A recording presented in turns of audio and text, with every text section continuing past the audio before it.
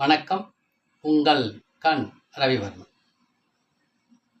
இன்று நாம் பார்க்க போகிறது அடிக்கடி கை மரத்து போகிறதா, கை உளைச்சல், இடது கை வலது கை மரத்து போகிறதா.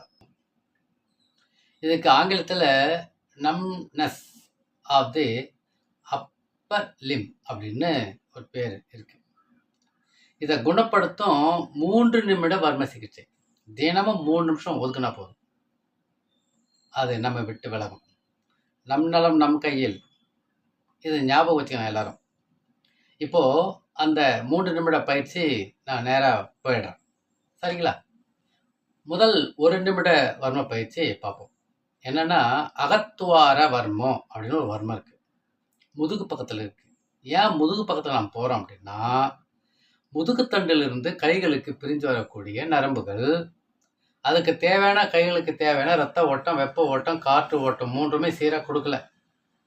அப்போ அது கொடுக்காம இருக்கிறதுனால தான் இந்த கை உளைச்சல் இருக்கு, இந்த கை மரத்து போதல் வருது.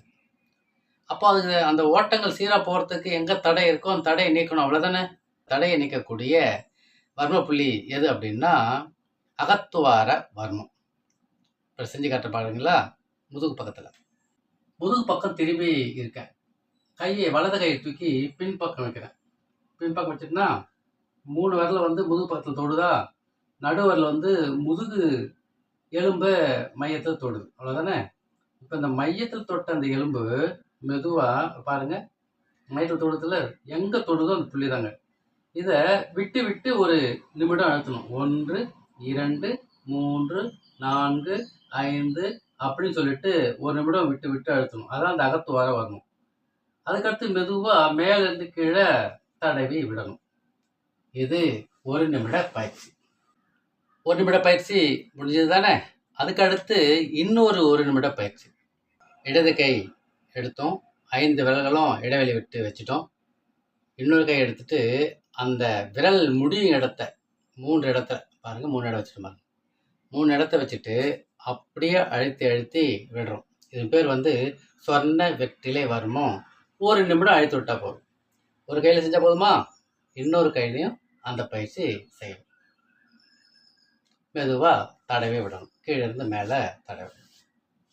இது 1 நிமிட பயிற்சி.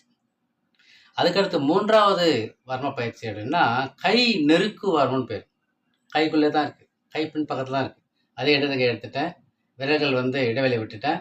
இன்னொரு கை எடுத்து அந்த இடைவெளிக்குள்ளே விட்டுட்டு எங்கே அந்த மற்ற விரல்கள் படுதோ, மடித்து பின்பக்கம் தொடும்போது படுதோ அந்த இடத்த 1 நிமிடம் அழுத்தி அழுத்தி விடணும். பாருங்கள், 1 2 3 4 5.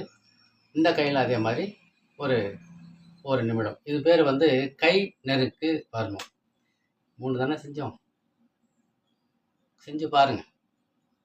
ஒரு 5 நாட்களிலேயே இந்த கை மரத்து போதல் நம்ம விட்டு விலகுவதை பார்க்கலாம்.